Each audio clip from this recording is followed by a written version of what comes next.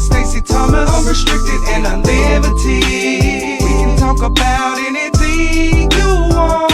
Unrestricted and unlimited. Let's talk about something.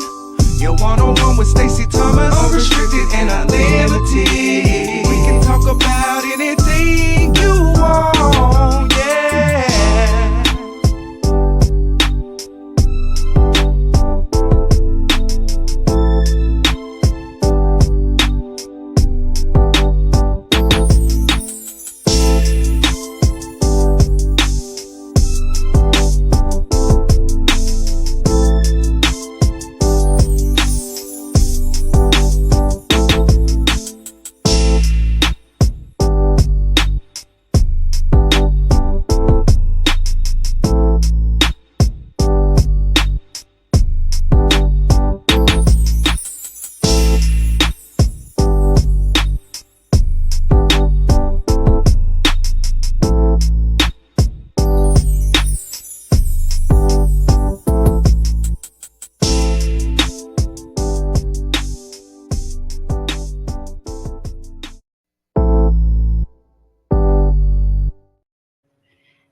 Hey, everybody. This is I Am Stacey Thomas.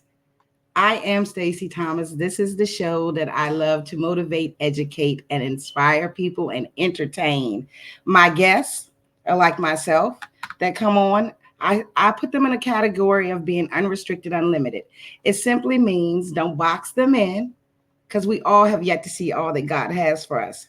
So I am extra excited about tonight because if anybody knows me as the author, I am an author, ALS advocate, speaker, film producer, and as you can see, talk show host. So I dab in a little bit of everything. Blame it on the Gemini. And as one of my girlfriends said one time, don't get mad with me. Take it up with God. He created me, right? So in my connections or speaking to people, it not always comes to me. God uses people to be bridges. I refer to myself as a bridge sometimes, meaning the blessing may not be for me. It may be for someone else, and I'm merely here to connect them, right? So a mutual friend of me and my guest started talking about this lady, right? And the minute she starts talking about this lady, my first question is, where's she at? And then she says, she's local. And I say, not to want to steal anybody from anybody, but I want her on my show. Can you make that happen? Right? So let me bring on this beautiful lady. Well, before I bring her on, I'm going to show you why I'm so excited. All right? I'm going to show you.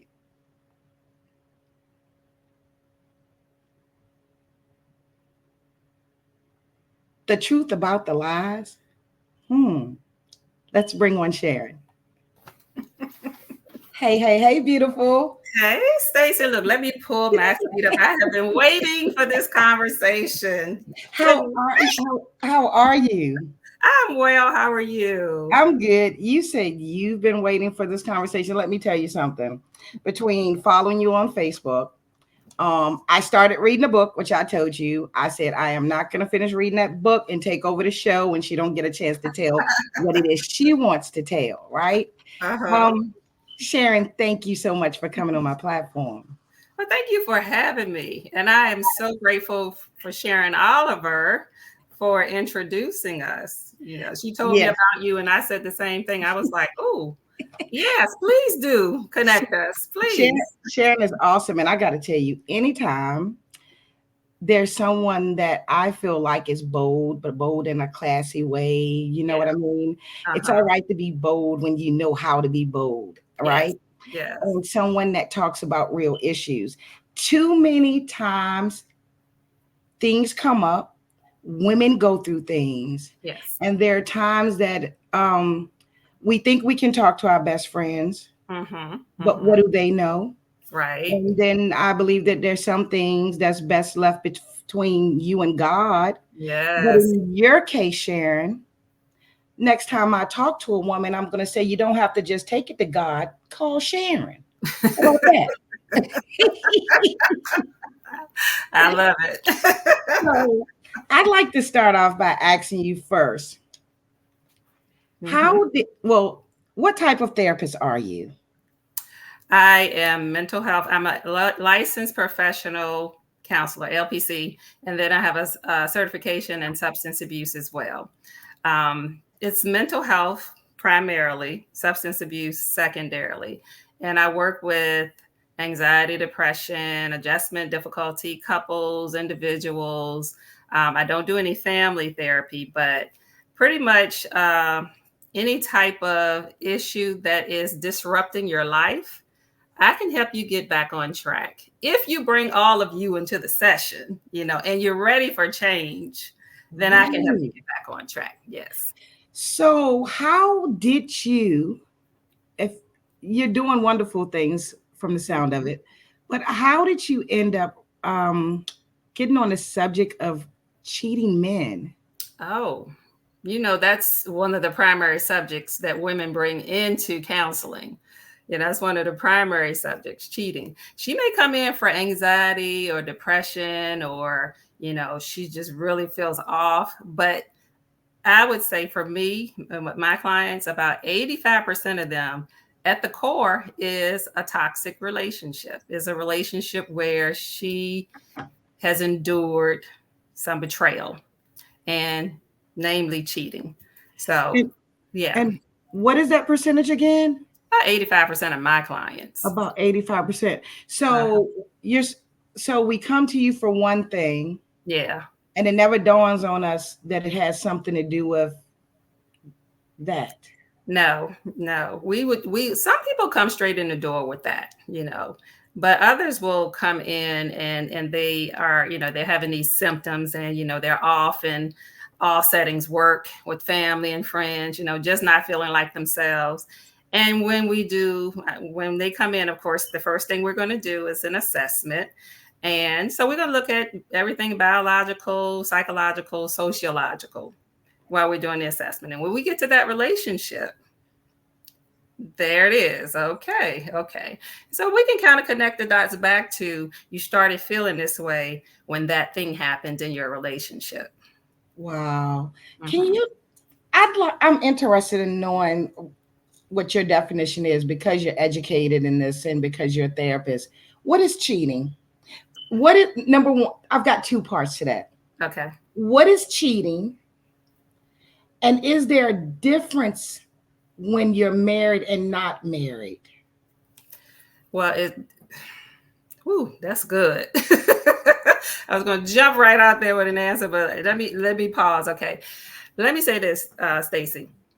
Cheating is anytime there is a betrayal of an agreement that two people have made, the terms of engagement that two people have agreed upon, then there's cheating. It may be different for different people. Some people have open relationships, and some people expect monogamy, exclusivity, loyalty. So it depends on the couple, because I can't tell you it's cheating if you and your partner have made an agreement that we are okay with this, and this. Okay. So, when people come into my office, I ask straight up, what were the boundaries that you all set for the relationship? And what's the foundation that the relationship is built upon? And then we can determine whether or not, where the betrayals are. So if you asked me, what's the foundation? What do you mean? Is it a biblical foundation? Is it what are you asking me? Well, some people have a biblical foundation, but that's different for a lot of people as well, because the foundation of the relationship, what is that relationship built upon? Did you all have a sexual relationship right out the gate and then determine that, okay, now we're going to move into a committed relationship and it's just the two of us? Or were you friends when you first started out, and then you kind of realized that, wow, I want to take this to the next level? Was it a situationship that you all started in, and, he had somebody and you had somebody, and then you ended up leaving those people and you cheated your way into this relationship? Like, what is the foundation of the relationship is where we start with it. And if we have, I guess, like I consider old-fashioned relationship where we don't cheat, we don't share. Stacey's not sharing. She's a Gemini. I'm not sharing, first of all. That's going to be part of my foundation right there. That's my boundary. Right. But let's say it is that it's supposed to be just me and you, right? Mm-hmm. And we agree upon it's me and you. We That's agree an upon it. agreement there.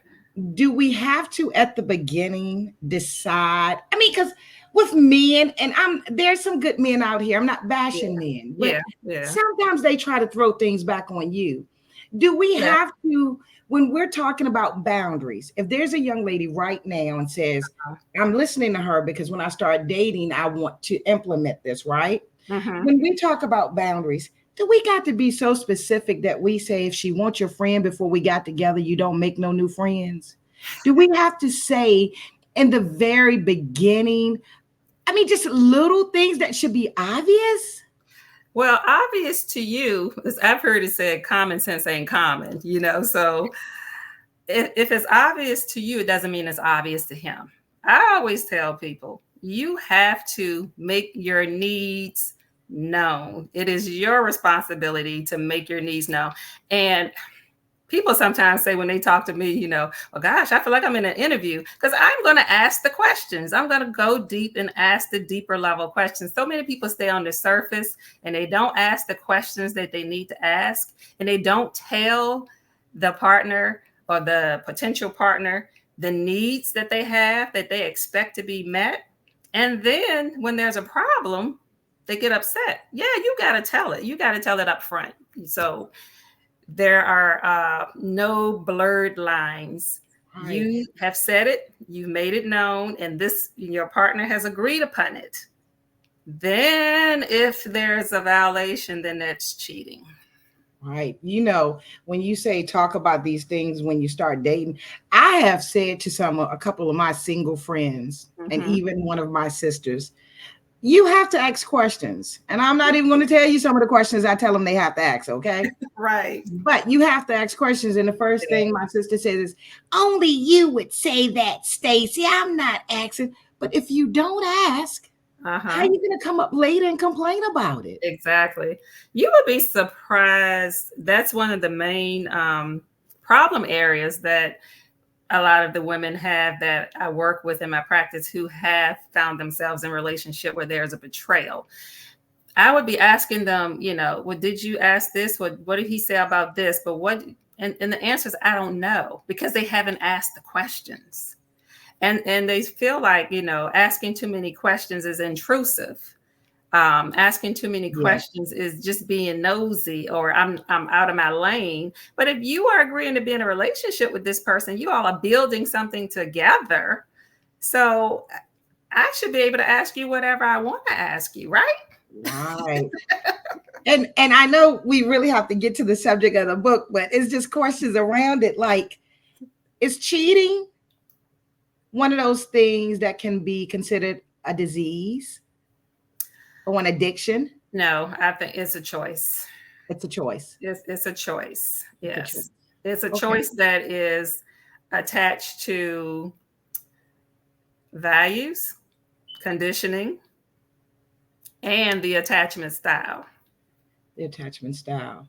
So when a man realizes, I guess, his father was a cheater, his grandfather was a cheater, and and now he's a cheater. It's not necessarily genetically, because it's your choice. Yeah. Now he's been conditioned to it, because he's seen it all his life. And I actually have a chapter in the book that deals with that, because that's one of the lies that women tell themselves. They keep them stuck with cheating men.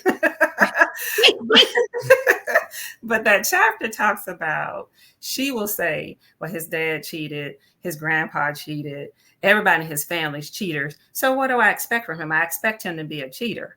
And that's one of the lies. And I say it's a lie, because that's not why he cheats. He is grown now. He's been conditioned and he's been exposed to that, but he gets to make his own choices. He's no longer a little boy who doesn't have the liberty to make choices, or who doesn't know right from wrong. So he's making a choice when he cheats. Yeah, his dad cheated and his grandpa cheated and his uncle cheats and he's around it all the time.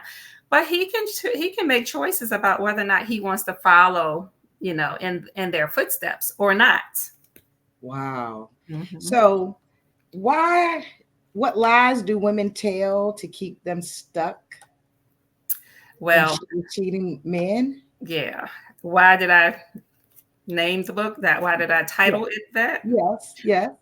Because when women come in and we're working on the depression and the anxiety and the stress level that's associated with the cheating, the betrayal, then she's bringing in the act of cheating. He's cheated and now I'm experiencing this and this is happening and all. But what she is not realizing is a big part of what she's feeling is because of what she's thinking, the narrative that she's telling herself, the thoughts and the beliefs that she has attached to the cheating. And that plays a big role in her suffering. And a lot of women will attempt to create a narrative that takes them away from having to deal with the truth. That's interesting that you said that, because I don't want to tell the book, because obviously we need people to get the book. But I started reading about the characters.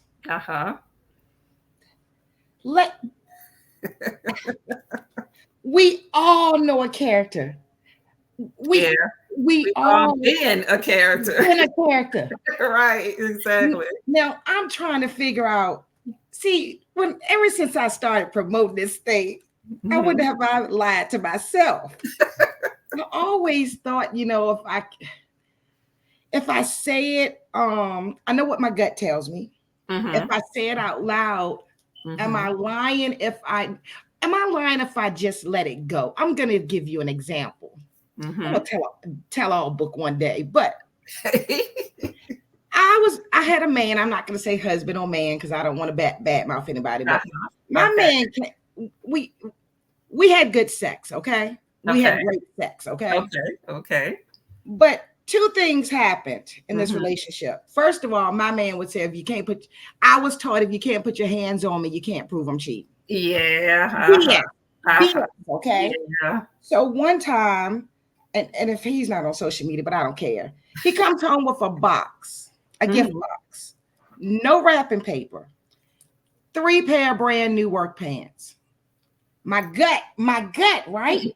I ain't had no other signs, but something telling me this ain't right. Yeah. And I say to him, where'd you get those? This man says, one of the guys at work got a gift and the pants were too small, so he gave them to me. Oh, okay. Sharon. And you wanted to believe him.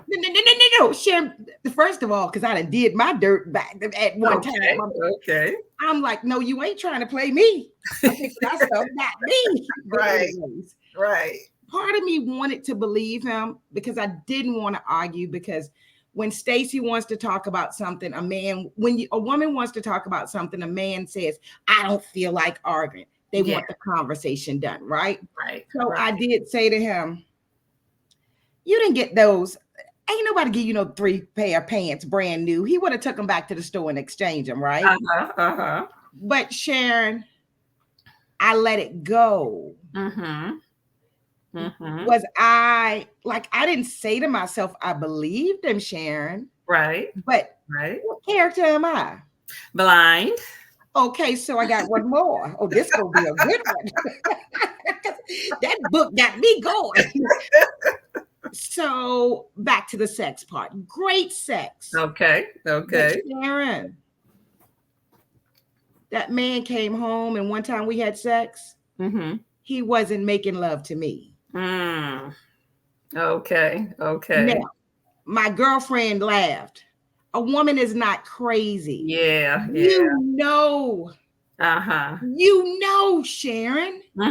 Right. So I said to him afterwards, you had somebody else on your mind. Stacey, stop acting like that. Why would you say whatever? See, he didn't want to talk about it. So I'm sure, I don't remember exactly what it was, but I'm sure it took a while before we did that again. But I let it go. You let it go. Was I blind again? Yeah. No, that would probably fall more under the settler, because But I knew based on my gut. The gut never lies though. But I ain't gonna lie, my own conscience was working on me too. Stacey, just because you did such and such, you know what I'm saying? But I was making excuses. Yeah. We protect our investment, and sometimes protecting our investment is subconscious, because this is a relationship that you have and he's with you, and so you're making an investment in moving that relationship forward. So unconsciously we will get into protecting our investment, because a lot of women will say, I don't want to get back out there, I don't want to start over, at least I know what I have with him so I can deal with it because I know what I'm dealing with. So a settler. Exactly. Please forgive me. I know you didn't expect me to want to get on your couch today. And the first example you gave me, I said blind, because you can be blind on levels. You got total blindness where you don't see anything and you are denying all truths. You have partial blindness where you choose what you want to see. You have the blindness or the peripherals, you just looking straight ahead. You don't even want to turn your head to look at any other things that are happening on the outskirts because you don't want to deal with it. So the first example you gave me, that's why I said the blind. Wow. Mm-hmm. Yeah, I was reading those characters and I was like, matter of fact, I was laying down, relaxing, reading, and I jumped up. I said, okay, God, okay, I got to ask her. And I'm not going to call out any names or anything, but I know some of those characters. Oh, yeah. And not to be judgmental, what do you say about the character you had? We're not going to talk about the characters unless you want to, but the character because this character I honestly wonder about sometimes. Okay. The person that knows he's a cheater, mm-hmm. but still stays with them because of materialistic things, financial things, or whatever. I mean, if you really look at it, and if she's watching, I love her. But that's not good for us mentally either, is it? Well, some people, if the foundation that they've set allows for the cheating, like take Monique, the comedian, yes. Right out the gate. Are they open? Yeah, cheating was not an issue. She was like, for us, because she felt like it's going to happen anyway. So, for us, it's not a deal breaker. And you have some couples where they say that's not a deal breaker for them. Is it more difficult for you to deal with a couple is it more difficult to deal with a person that's been in an open relationship but now scorned, or an individual that was not in an open relationship? Yeah, I have just a small percentage of people who started out in an open relationship. One or the other decides, I want to close it. And then there's a pseudo agreement that it's closed, but one of them is still keeping it open without the other one knowing about it. And so when the betrayal is brought to the surface, that you kept doing that after we said that we would close the relationship, then the partner who kept it open would defer to, well, that's how we started out. You know what, Sharon? Mm-hmm. Why are you tripping now? That we've been doing this. Exactly. I had a book signing once, and when a man walks up to me and says, so you write books? And I said, yeah. He said, you need to talk to my wife. And I said, well, I don't need to talk to your wife. I said, I don't write other people's stories. Mm-hmm. He said, she'll tell you about my number 1, number 2, and number 3. Your number 1, number 2, and number 3. So he says, women. I said, your wife knows? Because even though I write the books, I know that I do. I'm still a little slow with some things, Sharon. So he says to me, I said, your wife knows? And he says, yeah. And he says, she goes with her too. I said, she goes with her too. So I bring up something that I think is going to be difficult for him to answer. I said, what if one of the other women get pregnant? Oh, we have a daughter. Oh, okay. He says, my wife and her go shopping. They go out and do things together. So then I said, because I'm still like, I'm frowning because I ain't, I don't know anybody that does this. And I said, what if your wife tells you she doesn't want to do it anymore? And he says, doesn't want to do it what anymore? I said, she doesn't want to share you anymore. He says, I'll look at her and I'll say to her, do you want me to cheat? Ooh. Uh-huh. These things, I guess, like you said, we got to watch how we enter into a relationship. Exactly. Yeah, definitely. Wow. Is there another character you want to talk about? I just found them all pretty interesting, and there are probably tons of other characters, but and we just to let the audience know what we're talking about when we say characters.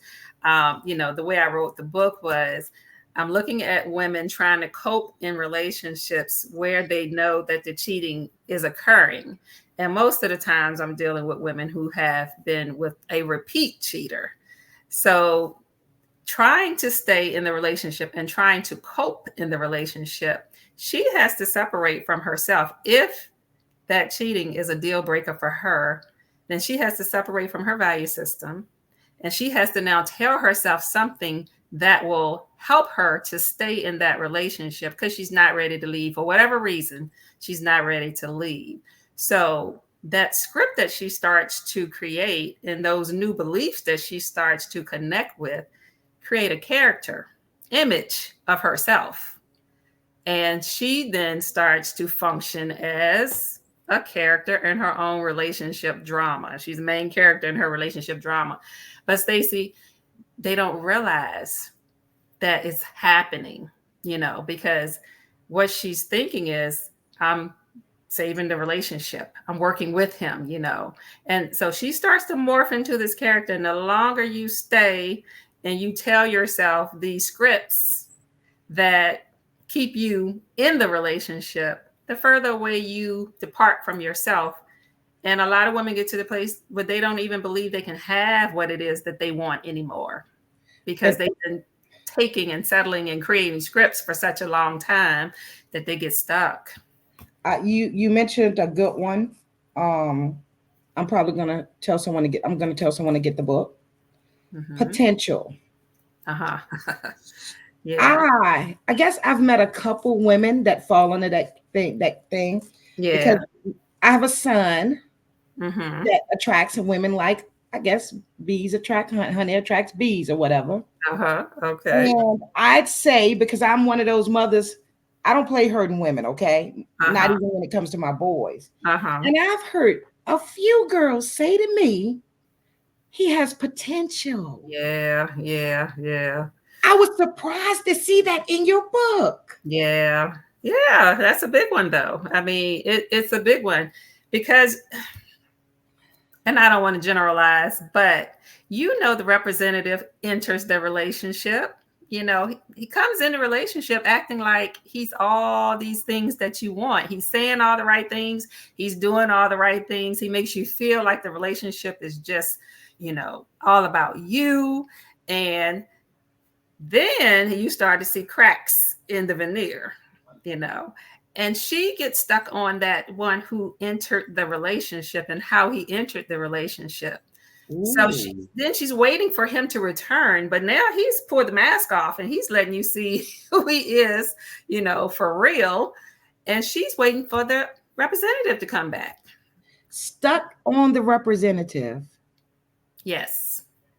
Oh, wow. Yeah. And so that's the character I talked about when she has all these things. She's saying he's going to change after, and that's the dreamer. He's going to change after this thing and this thing and this thing and this thing happens, because she saw the good guy. She saw the guy that she wanted in the beginning, but he's morphed into something else now. And she believes that something is going to shift and he's going to return to that person who I met. Can a person that comes to you, or a person that's one of these characters, right? Can a person be in a relationship, and because it's affecting them, right? He's happy. He's living life. He's not going to change. Okay. Can a woman heal and still stay in the relationship? Absolutely. And that's one thing I tell people. My book is not telling you, it's not a guide on how to leave your cheating man. And it's not and it's not to belittle any woman who decides that she wants to stay in the relationship. I'm just saying you have to tell yourself the truth. And the healing is going to come from you living in truth. Whether or not you stay or go, you got to do your healing. And once she starts to heal, I've worked with women who have done their healing. And because she brings all of herself into the relationship and she is honest with what's going on and who she has, she's not broken. She's no longer depressed. She's no longer experiencing anxiety and all of that. But she's still in the house with that man. He's not coming home straight from work. He didn't come home at all. Mm-hmm. What is she just, as long as she says out loud, I know you're cheating, and keep it moving? I mean... And she's waiting. She's willing to wait for him to change, or she feels like she has enough of an investment in the relationship that is a less significant part of the relationship than some other things. It's almost like I tell people, my husband, my man likes to work on cars, right? Old cars. He likes old cars, and his dogs. I don't complain because I've learned. I say that's better than him being in the street. Work on as many cars as you want. You know what I'm saying? Right. You have to, I guess that falls in, pick what you're willing to accept and what you're not. Exactly. Because no relationship is going to be perfect, I guess. Exactly. And I have a chapter in there that talks about one of the things that women tell themselves is everybody has to deal with something in their relationship. Okay. Now, I just won't do the horn. I won't do that. I won't do it. I won't do the cheating. And if that's something she says she can deal with, then she got to tell herself the truth, and she can't deal with it. She has to tell herself the truth. Because if she can deal with it, basically she's changed her relationship from just you and me type foundation to an open relationship, basically, right? Yeah. But she may not consider it open because she's not doing anything. She's still not cheating. Right. She's just like, okay, well, this is something that I am willing to deal with. Back in the day, that was common. Funny. Mr. Charlie had children everywhere. With Rose around the corner. Cousins ended up being sisters and brothers. Right. Yeah, exactly. It depends on what you can deal with. I'm just saying, be honest about what it is that you feel like you can and you can't deal with, because you get caught up in the narrative, and so much energy goes into keeping the narrative the truth that you've separated from the reality of what's going on. If you can live in the reality and you can live with the fact that he's cheating, and you determine that it's not stripping you of your sense of self, your sense of worth, or whatever, and you think that you have enough on the other side of the equation to balance off he's cheating, then that's your business, But if you can't, then be honest with yourself and say, no, I cannot deal with that. And if I stay, I'm going to stay disconnected from myself, and I'm going to lose me. Dealing with a cheating man, it will break a woman down, won't it? It can, if you are one of those women who cannot deal with it. Yes. So with you being a therapist, I got to make sure I ask this question, because, a lot of times people, okay, so you have the people that actually study like you have in school, and that's good. And then there's people that say, I'd rather speak to someone who can relate to what's going on with me. Are you a therapist that only knows this through school? Or can you relate to some of the women that come to see you? I am a woman that's on the other side of 50. So I have endured my share of life circumstances. Okay. So yeah, a lot of it I can deal with, I can understand, and I got some firsthand, knowledge of it. I'm not saying I've been every character in my book. Right. But I'm saying I understand, as a woman, I know what betrayal feels like and what it feels like to be in a relationship that you're not ready to leave. Wow. The things that you said, especially when you say, I guess I don't know if I'll ever get it, but once I come to you, or once I realize that I've lied to myself, Mm-hmm. and I have to face, like, I've lied to myself and I realize my anxiety or depression comes from this. Uh-huh. Excuse me. How could I ever be so strong to stay in the relationship? So you would have to leave, Stacey. Yeah, Yeah. probably. See, because my thing is, Uh-huh. Uh-huh. once I know, it's a Right. whole different ball game Yeah. than thinking or Mm-hmm. someone telling you. Right. I'm that person, I can forgive, Uh-huh. but I cannot forget. And because I'm like that, cheating would just really tear my home up. Yeah, yeah. And another thing that I point out in the book is staying is not forgiving and leaving is not unforgiveness. Explain, please. Because women can stay and not forgive the partner for That's cheating. not healthy though, right? Right, exactly. But she stayed and she's telling herself that I'm forgiving him because of the act of staying, but she isn't forgiving him. Now, another woman could leave and say that, oh, I'm going to forgive him and I'm leaving because I can't do it. But she's still stuck on what happened in the relationship. She's still stuck because she really hasn't forgiven him. Leaving doesn't mean that you've forgiven him and you've moved past and you let it go. And those are the women that you'll see go and repeat the cycle with another relationship because they haven't done the work to heal from the relationship where the wound happened. Wow. We Mm-hmm. really do. It's true. We all need a therapist. And We we do. all we all need a therapist. And the therapist needs a therapist. Especially when she gets a Stacey on the couch. But anyway. So women that, I'm not even going to say any particular character, Mm-hmm. but because a woman takes on one of these roles, could Uh-huh. that come from learned behavior? Is that how I say it? Yeah. Because of what the mother put up with and the grandmother put up with. Is that learned behavior sometime? Yeah, definitely. Sometimes she's been conditioned. She's been, she's seen this play out in her own home.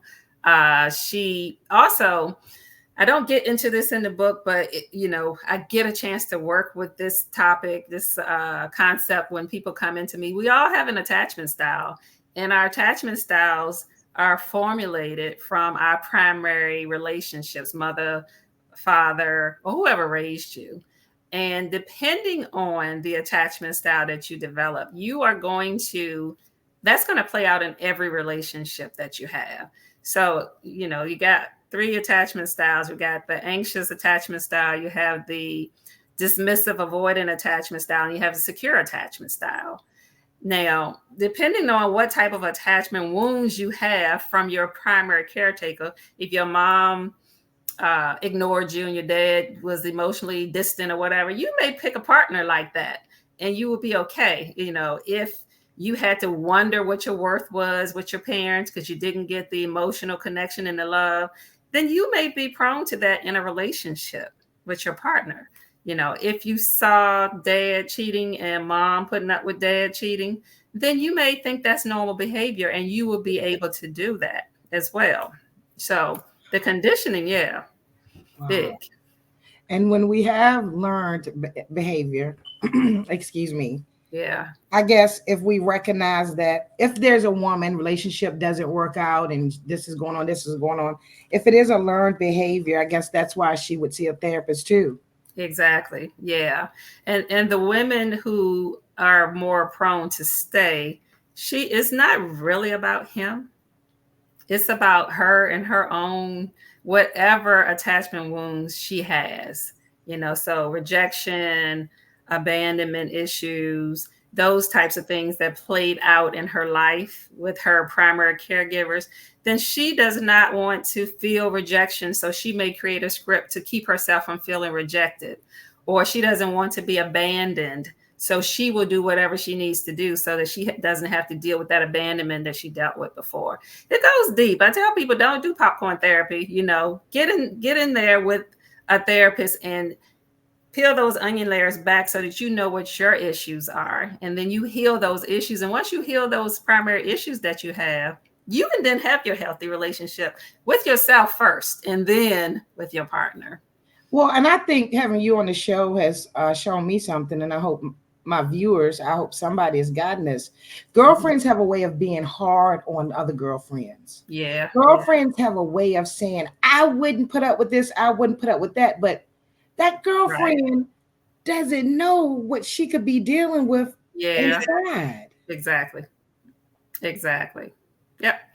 So these best friends, y'all got to be careful on what you would do and what you wouldn't do or whatever. Yeah.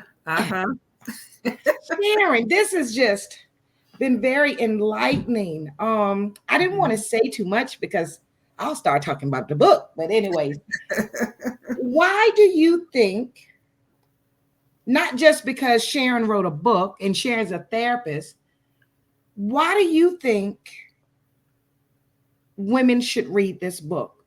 What's in it for them? Self-awareness. Because what I write about in this book, most women don't realize they're doing it. And the women who came into my office who led to me writing this book didn't realize what they were doing. They didn't realize that they had morphed into a character image of themselves. They didn't realize that they were living in a script instead of dealing with the reality. They didn't realize they were trying so desperately to avoid the truth that they had created an alter ego of themselves so that they could stay in that relationship. They didn't realize that. So the first thing it does is it helps you to be aware of the traps. And it's not just with cheating. This can be with any type of relationship. This can be your relationship with your mother. Your mother may be a manipulator. Your mother may be a person who, has you in a place where you're dreaming that one day she's going to change, and she never is going to change. And you got to accept that this is who she is. Family members. Yeah, exactly. So it's not just the cheating. A lot of people tell me I did myself a disservice by putting the cheating in there because it's with coworkers, family members, any relationship, you can play one of these characters in. You can morph into one of these characters because we can be betrayed in any type of relationship. And it's good that you're disclosing that. I personally, nothing against the person that said that. I think you did good putting the cheating in.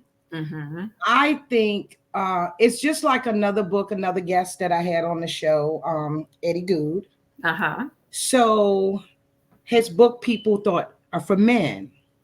But once you read it, you realize it's for everybody. Yeah. But it's based on the subject you write about that's going to grab the attention. Right. What comes to you? Cheating came to you because that's a big word. Yeah. I mean, that's a big word. Who hasn't, if you've dated, yes, who hasn't cheated? Right. Exactly. And for those that like who are just starting to date, college students, or it's important that they hear Sharon speak about this because at the end of the day, majority of us, we will be in a relationship one day.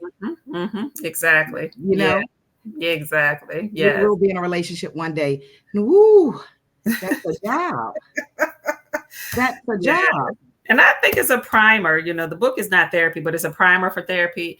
But as you said, I wish I would have read this book before I started. I had a book like this before I started dating.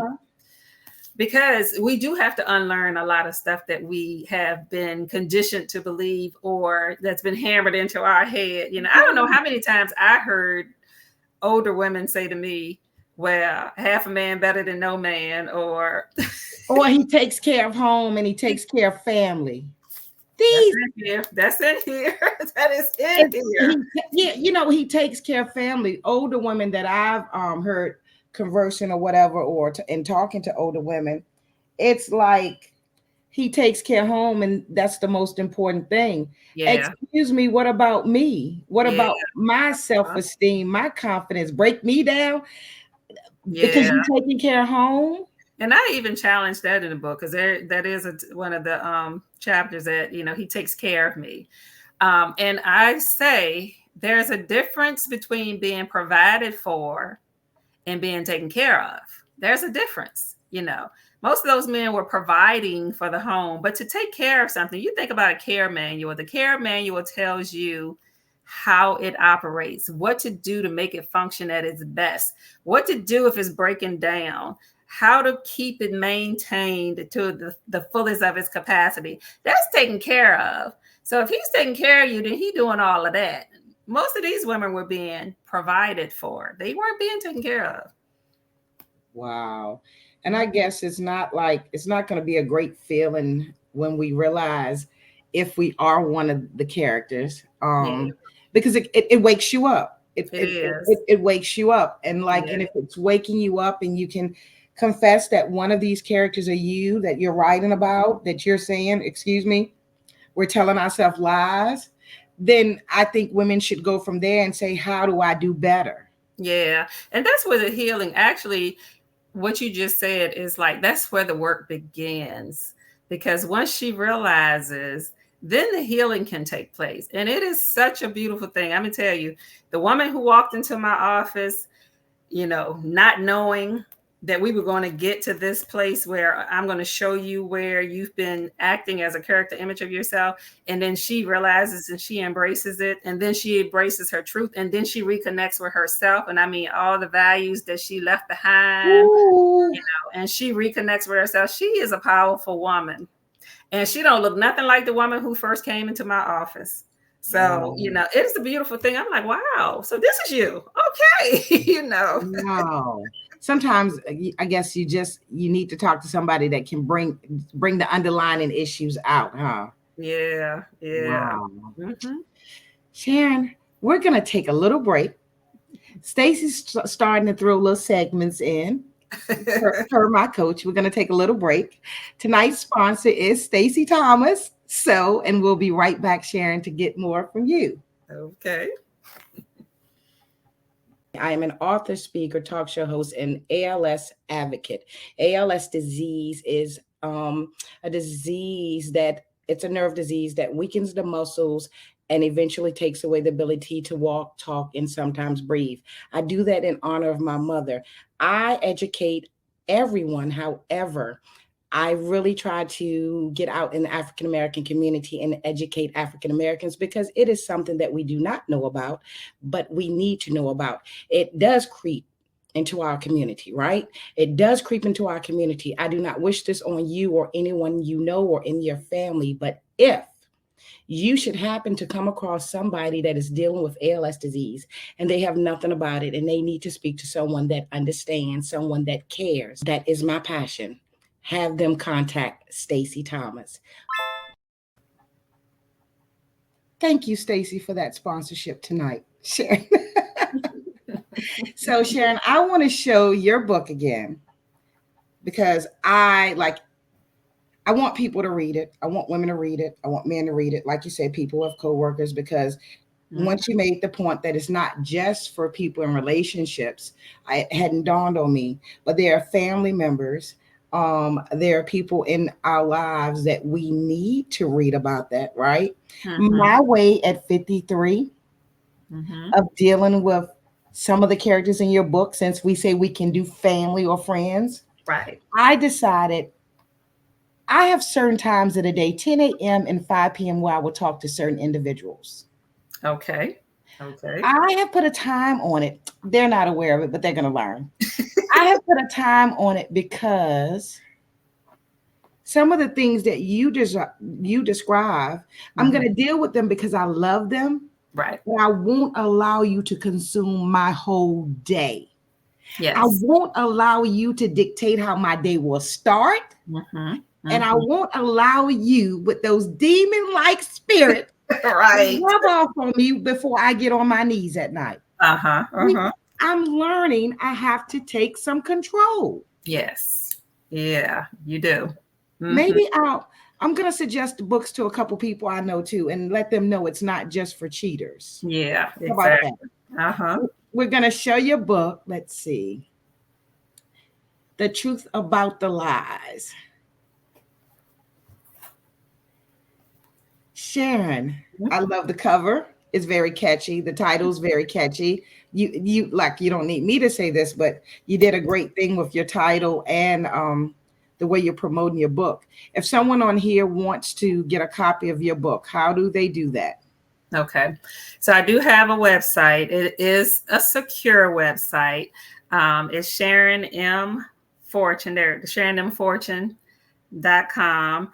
I think we need to put the M. So it has SharonFortune.com, but the SharonMFortune.com. Okay. That's the website. Like I said, it's secured. You pay through PayPal, credit card, or whatever. It's also on Amazon. And I'm working on the audiobook. I have ebook and the paperback on Amazon. On Amazon, and that's under Sharon M. Fortune. Sharon M. Fortune. Now, Amazon, if they just typed in the title of the book and then typed in my name, it should come up. Because believe it or not, there are a lot of books out there that are titled The Truth About the Lies. Yes, it is. But one of the title of my books, when I looked it up when I first started writing, I didn't realize how common one title could be. And you can't copyright a title. Right, exactly. Right. Exactly. Right. There may be a little twist on it, like it may not say the truth about the lies, like there's one that's the truth about lies, but it's close enough that when you're looking for me, you may get thrown off because it's there. Well, your cover stands out too. Yeah. Your cover stands out too. So they'll find the right book. Sharon, is it anything, without telling your story, or it's your story if you want to tell, is there anything you want to tell the ladies or the men that are watching? Well, I want to say, don't be afraid of dealing with the pain, because the pain of the betrayal is where the healing is going to start. And so many, not just with cheating, we just don't like to deal with the pain. Conflicts with friends or family members or whatever, we don't want to deal with pain. But that's where the healing is going to come from, because that pain is going to reconnect you. What it's telling you is you've disconnected from yourself somewhere. If you are constantly dealing with pain, distress, you have disconnected from yourself. Now you find your way back to yourself, and that pain and that distress will lessen. Now, like I said before, you wouldn't be in pain or distress if this fits into your value system, if it's not one of your non-negotiables. But you got to know what your non-negotiables are, and then stay connected to your boundaries and your value system in order to feel whole. And that's the job that the book does. It gets you to thinking. The workbook specifically, because the book is literature, My sister-in-law called it a textbook, and I got mad at her. I was like, "It's not a textbook. What do you mean a textbook?" But after I thought about it, I was like, "Well, it is teaching, It's a teaching tool. It teaches us about ourselves." And then the workbook is where you get down to the nitty-gritty, because you have a workbook with it also? Yeah. And what the workbook does is it's broken down between the characters, and it's going to ask you a series of questions for you to then answer to yourself. Not your friends, not him, but to answer to yourself, so that you can then start to recreate your narrative, cut through the script, and recreate your narrative in truth, and then walk in it. Wow. I was surprised tonight when you said I could find out the truth, what's affecting me. I could acknowledge that I've been lying to myself, right? So I'm thinking it's new empowerment, and then it's time to walk away. And then you said this isn't just for cheating, but it could be for family, co-workers, different people. Right. You've really taught me something tonight. Because I still won't stay if he cheats, but in other ways, it's just interesting how we can still stay there because we love someone because of some other reason. Right. Wow. Yeah. Do you do speaking engagements? I do. Do you accept insurance? I accept insurance. I'm on all major insurance panels. Yep. Okay, so, and you have a brick and mortar building or online? I have a brick and mortar, but I actually, Stacey, I haven't been doing any in-person sessions since the pandemic. I've been doing all virtual because none of my clients has asked to go back in person. So I maintain my building because I know one day I will use it again. But right now I'm 100% virtual. Okay, so we can go to your website. Listen to me talk about we perhaps we nothing wrong with that. we could go to your website and schedule an appointment, or you can go through your insurance company. You know, the insurance companies will in your member portal, they will have me listed, and you can go in and schedule your appointment through your insurance portal. Whatever works for you. Makes me feel good. I got a big time therapist on the platform. We can go through our portal. No. It has been awesome. Yes. It has been awesome. It has. So you will do a speaking engagement? You're for hire? Yes. Okay. And if someone, whether it be, and it could be for women and men? Yeah. Okay. Can be for women and men. Men have read the book and given me some really good feedback. So it's not just for women, you know, guys. I didn't even want to go there with you because it's for the women, but you know, it's some women out here putting these men through things too. Yes. You know, when the man complains, we want to say he acting like a little, little girl, whatever. But that's another one. You need to come out with another book, Sharon. Yeah, the guys are always ask me when I'm out, you know, doing engagements. They'll always say, well, what about the women? You know, and I'm like, well, God led me to write this one first. Yeah. The lies the men tell themselves to be stuck with cheating women. Yes. Get on it for somebody. Part 2. So, okay, Sharon, if they want to follow you on social media.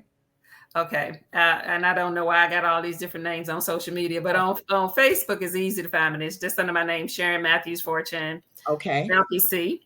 Okay. On Instagram is SMF Counseling. SMF Counseling. Okay. And on TikTok is The True SMF. Okay. Let me put this in. On TikTok, you are The True SMF.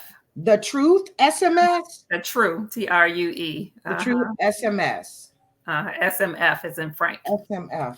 The True. Oh, I like that. The True SMF. Okay. Well, very catchy. Very catchy. Yeah. One day I got to consolidate it and have one name. Well, you know something. Sometimes that's hard to do when you start and you're doing this. I know. I had no clue what I was doing. But you know what? If someone wants to find you, trust me, with Google and everything, they'll find me. They will find you. They will find you. Exactly. This has been great. Wonderful. Thank you so much for having me on your show. And hey, I don't mind getting on your couch. If there's another subject you come up with that you need to talk about, I'm sure I can sit on the couch and listen. Okay. Take care, beautiful. Okay, you too. Thank you. Bye-bye. Bye-bye. Hey, you guys. Another great show. If you need to share this with a friend, be sure to share it with a friend. Bless somebody, right? Instead of like throwing your words out there like you're a therapist, you've got some words from a therapist. You got some words from Sharon, who's a published author. Give them the book as a gift. It would make a nice birthday gift, Christmas present, or just how about this? You've got a girlfriend going through some things. You wrap a book up, give to her, and tell her, just because I'm thinking of you and praying for you. I am Stacey Thomas. Remember, don't stress too much about yesterday. Don't worry too much about tomorrow, because if you do, you just might miss living today. Bye.